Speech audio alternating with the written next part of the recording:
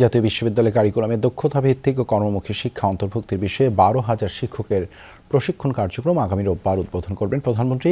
এমনটা জানিয়েছে জাতীয় বিশ্ববিদ্যালয়ের উপাচার্য ডক্টর এস.এম. আমানুল্লাহ। ধানমন্ডিতে শিক্ষক প্রশিক্ষণ নিয়ে এক সংবাদ সম্মেলনে এই তথ্য জানান তিনি। বলেন, জাতীয় বিশ্ববিদ্যালয়ে দক্ষতা ভিত্তিক কারিকুলাম তৈরিতে বাজেট বৃদ্ধির আবেদন করা হয়েছে। জাতীয় বিশ্ববিদ্যালয় কারিকুলামে রাখা হচ্ছে লার্নিং উইথ হ্যাপিনেস ও মোরাল এডুকেশন প্রোগ্রাম।